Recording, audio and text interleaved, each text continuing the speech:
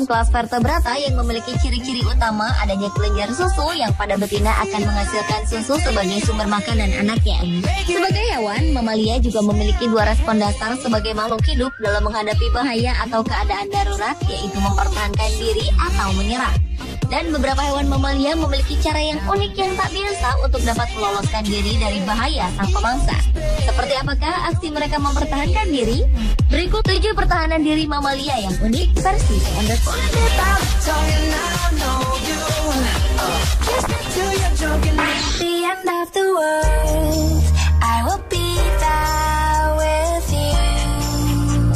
Hewan dengan pertahanan diri yang unik yang pertama adalah oposum. Hewan yang dapat ditemukan mulai dari Kanada sampai Costa Rica ini akan bereaksi terhadap bahaya dengan cara mendesis, menggeram, serta memperlihatkan giginya untuk menakuti lawan. Oposum juga bisa menggigit dengan ganas di saat mereka merasa sangat terpojok. Meskipun begitu, jika semua cara tersebut gagal dan situasi menjadi sangat berbahaya, oposum akan menggunakan cara yang cukup aneh, yaitu pura-pura mati. Ya, ia akan merebahkan diri di tanah, mengeluarkan air liur seolah-olah sedang sakit, lalu tak bergerak sama sekali dengan mulut terbuka lebar. Hewan ini bahkan menghasilkan putrid, yaitu bau seperti mayat yang dihasilkan dari kelenjar di anusnya. Yang mengagumkan dari metode pertahanan ala oposum ini adalah mereka melakukannya secara tidak sadar.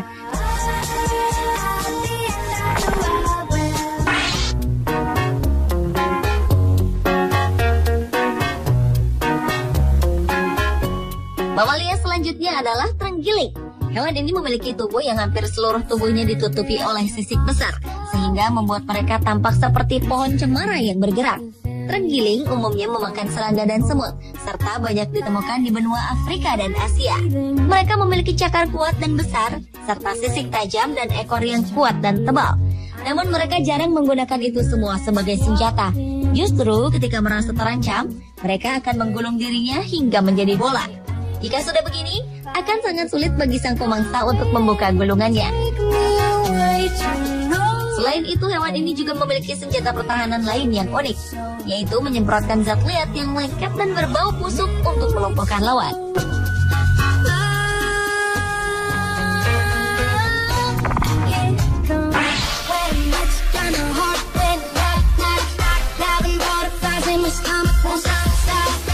Berikutnya adalah pygmy sperm whale atau paus spermakerdil. Tidak seperti saudaranya yang lebih dikenal, yaitu paus sperma raksasa yang panjangnya bisa mencapai 60 meter. Paus spermakerdil yang jarang terlihat ini hanya memiliki panjang maksimal 2 meter saja. Fakta inilah yang membuat hewan tersebut mudah diserang oleh ikan pemangsa lainnya seperti hiu besar dan paus pembunuh. Untuk mempertahankan diri, paus bernama latin Cogis breviceps ini memiliki cara yang tak biasa. Ia akan mengeluarkan zat berwarna merah melalui anusnya, lalu akan mengaduk zat tersebut membentuk kabut dan awan gelap yang besar di dalam air menggunakan ekor. Metode pertahanan ini membuat paus spermakerdil tersebut bisa bersembunyi dari penglihatan pemangsa, sehingga ia bisa melarikan diri dengan berenang cepat dan aman.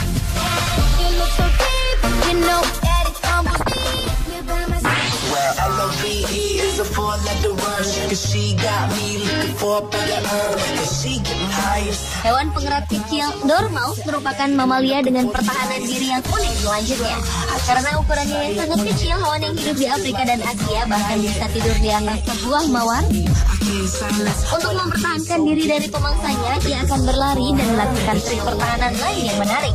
Jika sudah benar-benar terpojok, kulit ekor dormouse yang sangat kendur ini akan terlepas. Meskipun begitu, hewan ini hanya bisa melakukannya satu kali saja. Setelah melepaskan ekornya dan melarikan diri, tulang ekor yang tak berkulit tersebut tak bisa tumbuh kembali.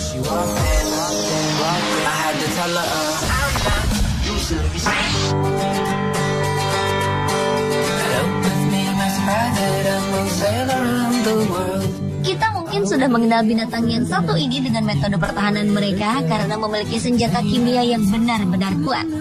Sigung memiliki cairan defensif yang diproduksi sepasang kelenjar yang terdapat pada bagian anus. Dengan otot yang lebih kuat, mereka bisa menyemprotkan cairan tersebut sejauh 3 meter. Mereka juga memiliki bidikan yang luar biasa dan gemar menyemprotkan cairan senjatanya ke wajah sang lawan hingga berisiko mengalami kebutaan. Meskipun begitu, serangan kimia sigung ini hanya digunakan sebagai senjata pertahanan terakhir karena suplai cairan tersebut sangat terbatas dan diperlukan waktu hingga 10 hari untuk dapat memproduksinya kembali.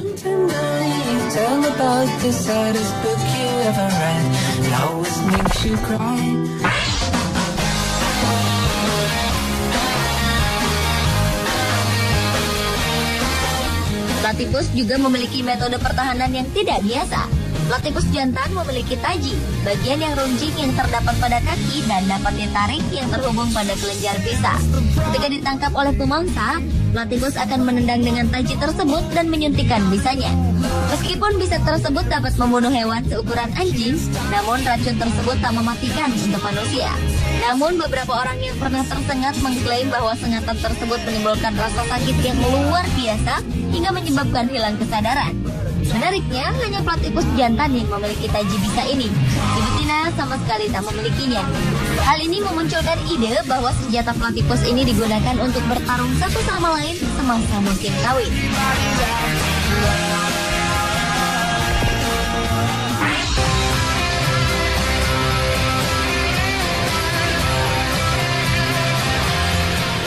Loris primata kecil ini hidup pada hutan hujan di Asia Tenggara. Mereka memiliki panjang sekitar 35 cm dan memakan hewan apapun yang bisa ia tangkap atau terkadang juga menikmati getah pohon.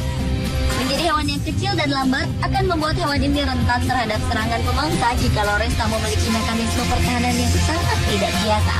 Loris memiliki kelenjar racun pada sikunya. Dan tak hanya itu, hewan ini mampu menghilangkan selera sang pemangsa terhadap dirinya dengan cara menjilat racunnya sendiri dan menyebarkannya pada seluruh bulu mereka. Loris betina juga menjilati racun mereka dan menyebarkan pada bayinya sebelum pergi berburu dan meninggalkan sang anak. Selain itu, mereka juga memiliki gigitan yang beracun. Dalam keadaan terdesak, ia bisa menggigit lawan dan meninggalkan rasa sakit yang hebat dan membengkakkan. Pemirsa, itulah strategi pertahanan diri mamalia yang unik versi Thundercat.